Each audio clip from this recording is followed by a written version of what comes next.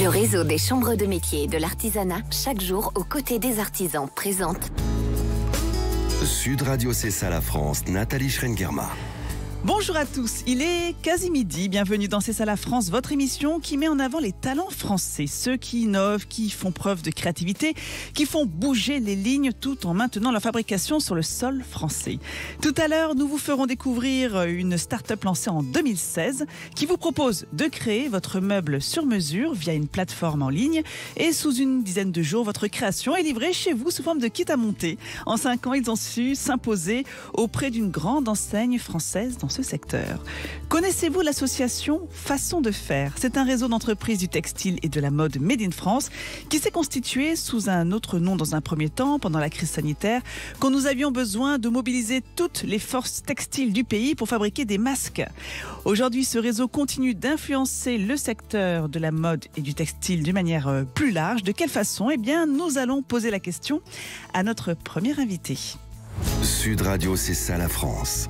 Bonjour Léa Marie. Bonjour. Vous êtes vice-présidente de Façon de faire. Racontez-nous justement comment s'est créé ce mouvement qui rassemble près de 120, c'est ça? 120 ateliers? 120 adhérents, 120 ateliers. Confectionneurs, filateurs, tricoteurs, tisseurs. Alors comment on a créé ce groupement? On est tous confinés en mars 2020 et on se dit qu'il faut se mobiliser pour fabriquer des masques, qu'on va avoir un vrai souci d'approvisionnement, et on crée un petit groupe de travail le soir à 17h tous les jours pour essayer d'organiser la filière, accompagné du comité stratégique de filière mode et luxe au démarrage. Et Guillaume Gibaud nous rejoint dans cette aventure quelques Président jours. fondateur du slip français, pour ceux qui nous écoutent. Exactement. Et on se met au travail pour organiser la filière. Moi, à ce moment-là, je suis directrice de l'habillement à l'Institut français du textile et de l'habillement, et ça fait sens. Donc on est un groupe de 5 à se mobiliser, et puis à travers un petit drive partagé, on a 50, 200, 100, 500 et puis 1400 ateliers qui se mobilisent. Et on fabrique des masques, on organise toute la filière pour pouvoir faire des masques qui protègent l'autre des microbes, du virus, de ce fameux virus. Et puis les choses se mettent en route avec beaucoup d'énergie, et on se rend compte que finalement, dans les moments compliqués, la filière réussit à se mobiliser. Et alors, on avait reçu Guillaume Gibaud, justement, donc le président fondateur du slip français et président de Façon de faire. On l'avait reçu à ce micro juste après la crise, ou pendant la crise sanitaire, et il nous avait dit, mais on a redécouvert plein d'ateliers. Exactement. Moi, à ce moment-là, je travaille plus en France, puisque le métier que j'ai appris à l'école part avec la déloc, la levée des quotas de 2005 à 2008, et il y a de moins en moins de choses. Et du coup, je décide de revenir travailler vraiment avec des industriels français en 2019 avec l'IFTH. Et effectivement, je découvre une filière qui n'est pas hyper en forme, mais qui a quand même tenu bon avec le luxe. Et finalement, quand on commence à se mobiliser, à devenir visible, on a plein d'ateliers qui nous appellent, qui disent « moi j'ai des CAPA ». Qui voulaient participer à l'effort de guerre. On est vraiment dans l'effort de guerre où les enfants sont à la maison. Et il faut quand même aller travailler, il faut s'organiser, et on a envie, malgré la peur, parce qu'on ne connaît pas ce virus à ce moment-là, de venir fabriquer des masques. Voilà, on sent vraiment une mobilisation très importante, de se sentir utile. Et alors aujourd'hui, quelle est la raison d'être de Façon de faire, qui a juste changé de nom, pour justement dynamiser ce Made in France? Comment vous procédez? Alors comment on procède? Dans ma vie d'avant l'IFTH, j'ai travaillé longtemps pour la distribution, grande distribution textile, toujours. Et j'avais comme client les magasins U. Et je dis à Guillaume, on sait faire des masques, mais surtout notre métier de base, c'est de faire des vêtements. Entre-temps, je reprends la direction de production du slip français. Et là-dessus, en janvier, quand j'arrive au slip, en parallèle, j'écris au président de U et je lui dis, voilà, moi je vous connais bien, j'ai travaillé pour vous pendant 20 ans. On a remonté une filière française avec ce groupement. On aurait envie que vous puissiez nous suivre. Vous le faites pour l'alimentaire, vous saurez le faire pour le textile. Il nous a fait confiance, et là, on a monté une collection, printemps-été 2022, hommes, femmes, enfants. Entièrement fabriquée en France. Entièrement fabriquée en France. Le entièrement, c'est vraiment du tissage, tricotage, jusqu'à la confection, à l'étiquette de composition, à la cartonnette, tout, à l'entrepôt d'insertion dans lequel on a préparé les commandes. Et les produits sont en magasin aujourd'hui. Donc, ils nous ont suivis sur printemps-été 2022. On est ravis. On a reconduit l'histoire sur AH, donc automne-hiver 2022. Et on est en train de préparer le printemps-été 2023. Donc voilà, c'est un bel engagement. Et mais alors concrètement, justement, la plateforme, comment elle fonctionne? Donc c'est une plateforme de mise en relation. Alors il y a effectivement ce projet qui est des projets de mise en avant de notre plateforme. Et en parallèle, on a effectivement créé le mythique entre les confectionneurs, l'industrie et puis les donneurs d'ordre, les distributeurs. Et nous, on a cette plateforme qui... Vous arrivez dessus, vous dites, bah voilà, aujourd'hui, je voudrais faire un t-shirt en France. Comment je fais? Quel est votre besoin? On identifie tout sur la plateforme. Et en face, il y a quelqu'un qui va dire, bah moi, je sais faire à ce prix-là, dans ces conditions-là. Et nous, on a fait la mise en relation. Voilà, on est vraiment une plateforme de mise en relation. Quand on a des projets un peu plus costauds, comme celui de U ou d'autres demandes en parallèle, alors nous, on est dans l'accompagnement. Dans l'expertise, on vient dire, bah voilà, pour que ça puisse marcher, on va industrialiser le produit de cette façon-là. On n'écrit pas un produit en France comme on l'écrit en grand import. Ouais. C'est important de faire la différence. De se dire qu'aujourd'hui, en France, la main-d'œuvre, elle coûte plus cher que la matière première, ce qui est l'inverse à l'import. Donc il faut vraiment réécrire le produit, réapprendre aussi aux marques à réécrire les produits. Oui, et raconter une histoire. Expliquer d'où vient le produit, comment il fait vivre tout un territoire, il permet de maintenir des savoir-faire sur place. Donc, et de créer de l'emploi, parce qu'aujourd'hui, on n'a plus de jeunes qui ont envie de faire de la couture. On en voit très peu. Moi, à 14 ans, je suis allée en BEP couture, mais est-ce qu'aujourd'hui, les gamins de 14 ans, ils disent bah, je vais aller en BEP couture? Il faut redonner ce côté un peu séduisant. Il faut séduire, en fait. Séduire. Et puis, c'est de l'industrie. L'industrie, c'est quand même hyper important dans notre pays. On parle de relocalisation, on parle d'un plan de relance. Alors, on est en plein dedans, voilà, dans cette mise en relation qui fait que les choses sont possibles quand c'est bien écrit, quand il y a un bon cahier des charges. Alors, c'est possible et que l'opération économique est viable. Alors, justement, vous aviez été missionné, par Guillaume Gibault, par le gouvernement, à fournir une étude sur la relocalisation, la mode durable. Qu'en est-il aujourd'hui? Quel bilan vous dressez? C'est possible? On peut faire de la mode durable? Alors sur je vais le répondre territoire? au nom peut-être du groupement et puis façon de faire et puis au nom du slip français. Ça fait 10 ans que quand même le slip se donne du mal à ce que les choses puissent se refaire totalement sur le territoire. Oui, bien sûr, c'est durable. Je pense qu'il faut bien identifier son outil industriel et être en permanence dans les usines, comprendre qui on a en face de nous, leur savoir-faire et écrire le produit en fonction de ses savoir-faire. Quand on achète à l'import, comme le produit n'avait quasiment plus de valeur, alors on envoyait un produit, on voulait le même, amélioré pour personnaliser la marque, et puis ça allait bien. Aujourd'hui, en France, on ne peut pas travailler comme ça. On a des outils qui sont mis à disposition, on vient réécrire, créer le patronage, concevoir pour employer le moins de matière possible, industrialiser pour qu'il y ait un coût minute et un temps du coût de fabrication qui soit moindre et un produit de qualité. Donc oui, c'est possible, il faut juste réapprendre le métier. Innover, revoir son process de fabrication. On va en parler avec notre invité juste après vous. Merci beaucoup Léa Marie. Merci à vous. Je rappelle que vous êtes donc la vice-présidente de Façon de faire. Juste dernière petite question, il y a une vraie demande aujourd'hui de la part des donneurs d'ordre, des marques, de la grande distribution. Vous sentez qu'ils se bousculent de plus en plus? Non, il y a une énorme demande de vouloir fabriquer en France. C'est rassurant. Merci beaucoup. Allez, on va se quitter une poignée de secondes. Juste une toute petite poignée de secondes seulement. Et on revient juste après avec une start-up qui justement révolutionne le secteur de l'ameublement. À tout de suite. Le réseau des chambres de métiers et de l'artisanat, chaque jour aux côtés des artisans, présente Sud Radio, c'est ça la France, Nathalie Schrengerma. Nous voilà de retour dans C'est ça la France, l'émission qui fait la part belle aux entrepreneurs qui privilégient le fabriqué en France. Lancée en 2016, cette start-up française spécialisée dans la conception du meuble sur mesure révolutionne le secteur de l'ameublement. On en parle tout de suite avec son fondateur.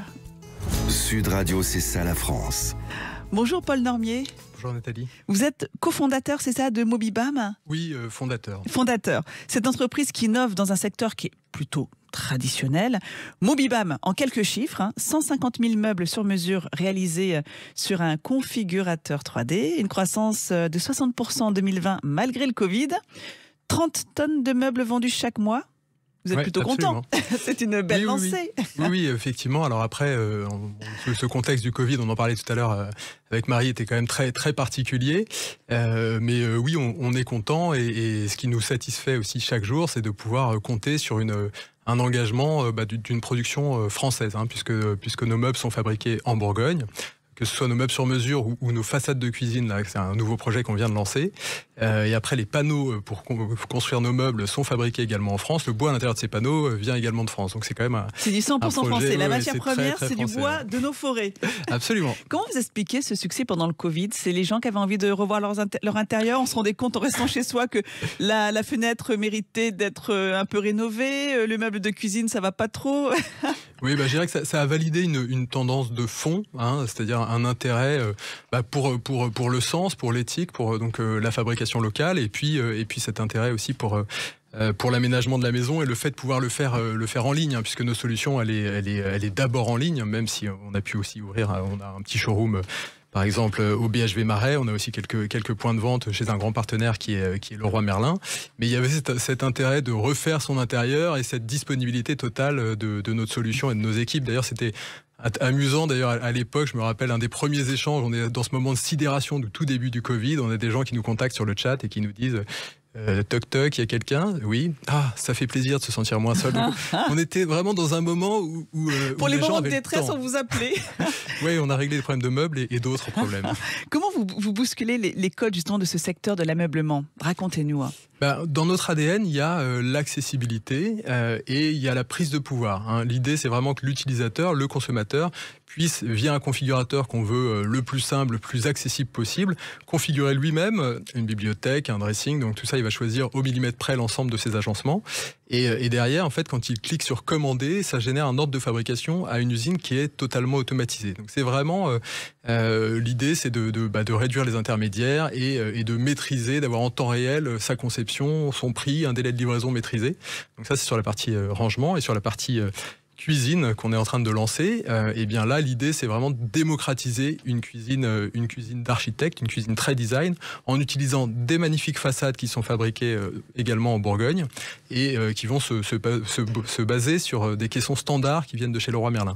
Donc l'idée, c'est on réduit les coûts en automatisant une partie du process, c'est ça, ouais, et en éliminant les intermédiaires. Et ça nous permet finalement d'avoir accès à une cuisine qui nous coûterait en temps normal combien de fois plus cher si on l'achetait dans un magasin plus traditionnel. Voilà, vraiment sur la partie cuisine, parce que chez Mobibam, on a ces deux business models parallèles, hein, le meuble sur mesure et la cuisine. Et quand on est sur la partie cuisine, donc cette cuisine design de luxe avec vraiment des matériaux un peu élitiste, hein, parce que c'est de la laque, c'est des poignées en laiton, tout ça, même les poignées sont fabriquées en France. Si vous vouliez acheter la même cuisine chez un cuisiniste traditionnel dans un point de vente, vous la payez jusqu'à 3-4 fois plus cher. Ouais.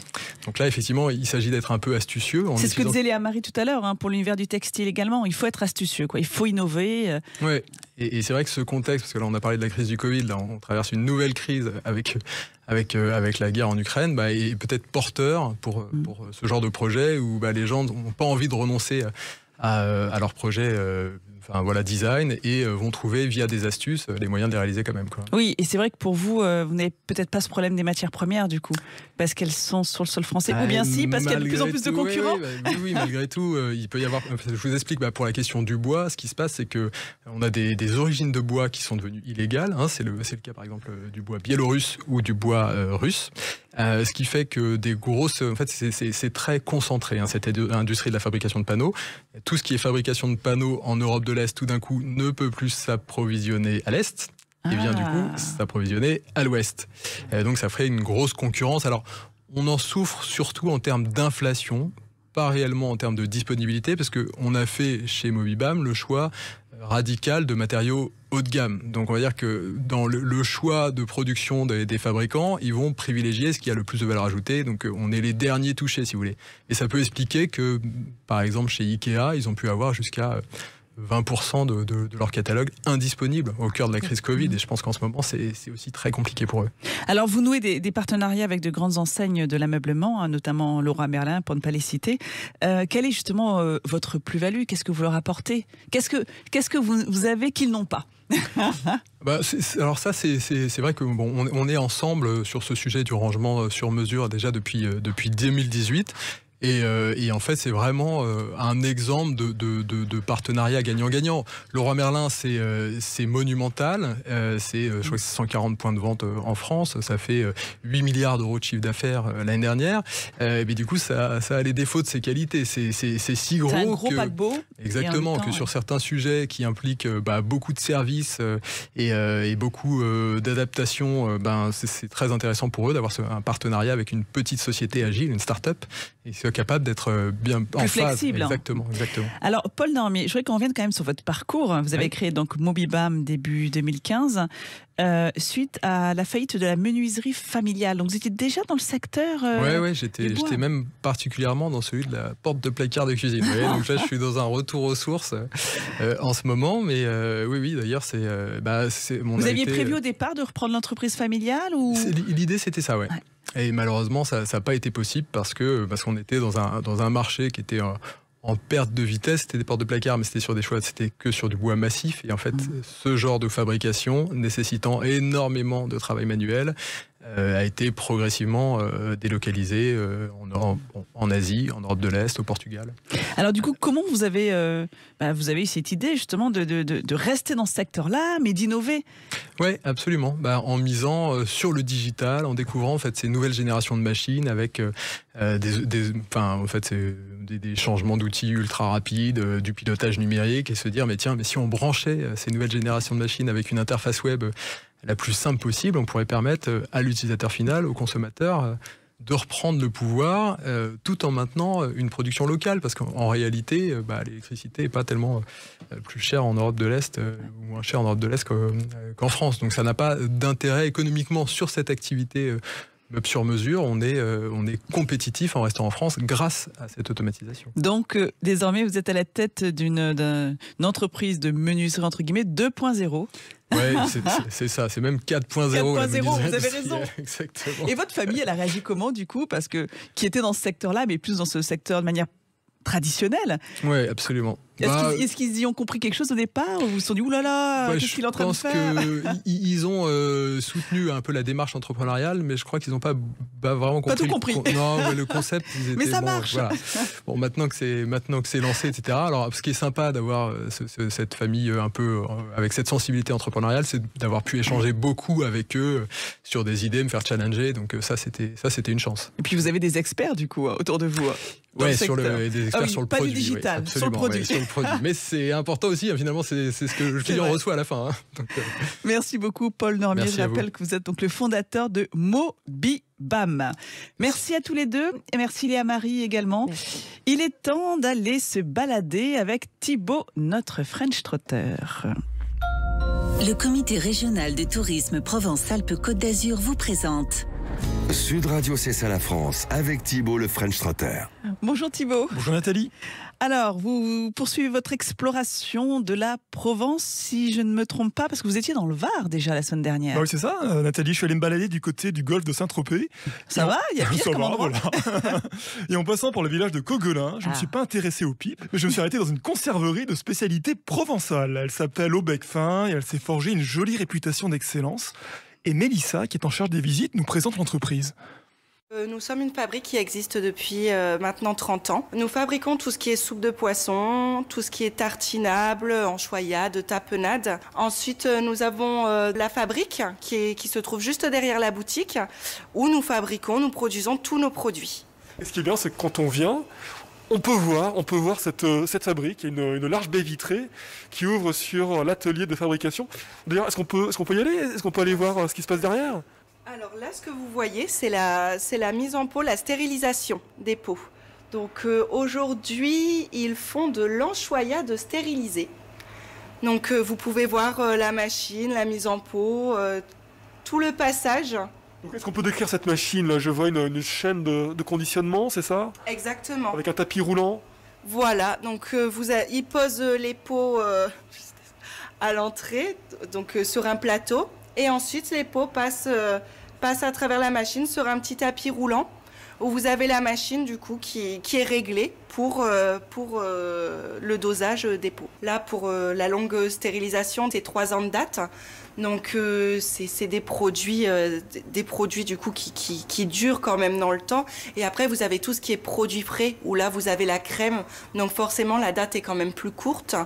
Donc, là, vous avez la yoli, la rouille, l'enchoyade, parce que vous avez également l'enchoyade en longue conservation qui existe. Et vous avez également l'enchoyade fraîche. Et là, vous avez 2 à 6 mois de date. Cette enchoyade, elle a été préparée quand? C'est l'enchoyade du jour? C'est l'enchoyade du jour. C'est automatiquement, ça part... vous avez les cuisines, en fait, derrière que vous ne pouvez pas voir, hélas, avec toute la vapeur. mais c'est préparé juste derrière et une fois préparé, ils mettent directement en pot. Alors, est-ce que vous pouvez nous rappeler, pour les auditeurs, la recette de l'anchoyade? Alors, vous avez principalement donc des anchois salés avec du lait ainsi que du vinaigre, de l'encre de sèche et de la fibre de bambou. Je peux goûter? Bien sûr, je vais vous le faire goûter. Alors on sent bien le goût salé de l'anchois, mais qui sature pas le palais. C'est une impression délicate, douce. Alors Thibaut, je constate que dès qu'il y a des dégustations, vous n'êtes pas le dernier à en profiter. Mais il y a beaucoup de spécialités de poissons dans ce reportage. Nous, on s'intéresse aux produits circuit court, aux produits locaux. Il est pêché où ce poisson? C'est vrai, la conserverie s'alimente principalement auprès des pêcheurs locaux. Et pour le produit de cette pêche, eh bien, on va écouter Mélissa. Alors, comme poisson, nous avons le saran, la rascasse rouge, la perche de mer, la vive, la rascasse, la murène, principalement des poissons de roche. Tous pêchés donc dans le golfe? Dans le golfe de Saint-Tropez, oui. On essaye de faire travailler principalement les artisans de Provence. C'est notre but et on veut également que tous nos produits proviennent de la région PACA. Vous pouvez nous donner des exemples de plats qu'on fait avec ces bons poissons là? On en a parlé rapidement tout à l'heure, mais j'aimerais en savoir un peu plus. Alors nous, donc c'est la soupe de poisson. Après, on fait également tout ce qui est soupe de dorade, soupe de moule, la soupe de favouille qui est une soupe de crabe. On fait également de la bisque d'écrevisse et toujours bien évidemment accompagné de la rouille du pêcheur. Merci à Mélissa. Alors si vous voulez faire cette visite d'entreprise, vous le savez, dans C'est ça la France, on met en avant les coulisses des entreprises françaises. Et si vous avez envie de goûter à l'anchoyade, il y a un site internet où vous retrouverez toutes les informations à www.obecfin, alors o-bec-fin.com. Je dis pas de bêtises, Thibaut? C'est ça, vous l'avez très bien dit. Et la recette que vous avez préférée? L'anchoyade. La semaine prochaine, vous nous emmenez où ça? On va rester dans le Var. Sud Radio, c'est ça la France, avec Thibaut le French Trotter. Vous a été présenté par le Comité régional de tourisme Provence-Alpes-Côte d'Azur.